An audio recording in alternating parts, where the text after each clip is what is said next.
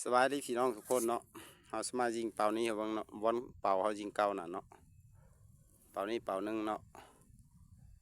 แล้วก็เขาจะเฮ็ดอีกเป่าหนึ่งเฮ็ด3 เป่าเนาะเป่าหนึ่งเป่านี้เนาะเขาสเกะนี่เนาะนี่เนาะ1 2 3พี่เนาะเขาจะรถยิงมาเนาะ48 เมตรไหนนึงเนาะพี่น้องเนาะก็บ่ไกลปานใด48 เมตร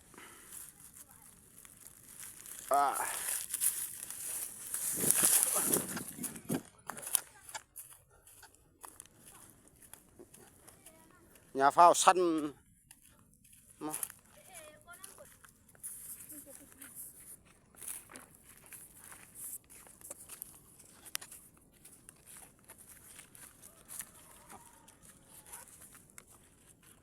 ลูกมันไปกระเด็นนี่ทง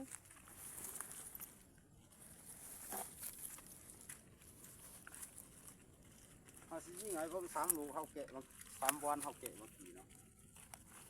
ในเนี่ย40 เมตร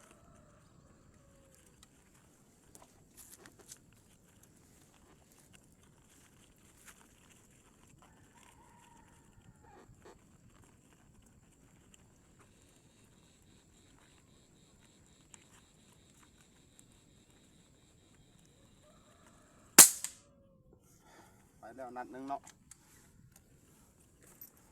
เอาเบิกเป่าที่2เนาะ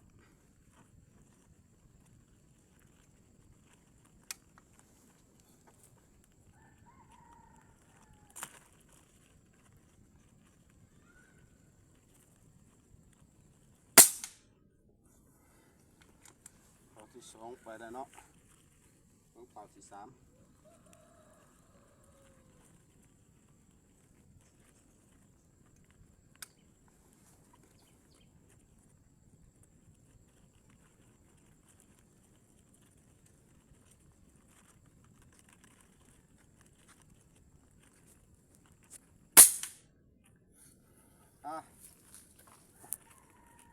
ไปเบิ่งเนาะพี่น้องเนาะ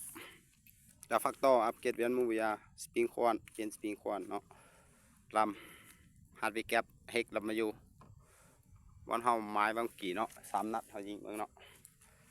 มังมันเนาะอันนี้เนาะมังมันอยู่สวนเนาะไก่สิสุกแล้วเด้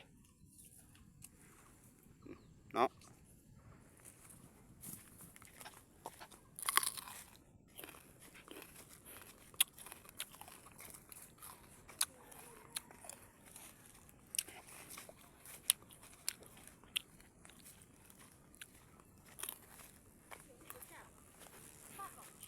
แมงแข็งนะ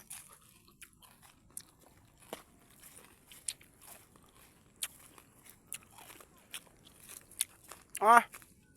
อฟางสูง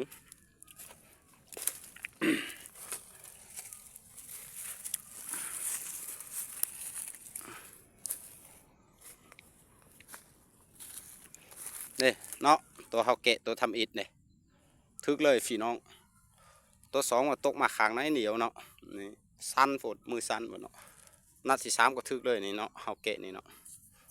ถึงเป่าเก่าเนี่ยเนาะนี่เนาะบอลเฮาเกะทำอิฐที่2ตกมาขางในเดียวเนาะอันนี้เนาะ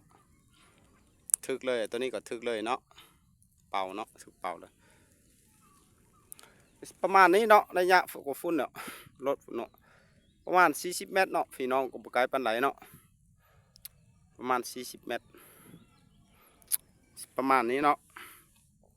ขอบใจนำ FFC ทุกคนเนาะฝากกดไลค์กดแชร์กดติดตามเขาเก่าเนาะ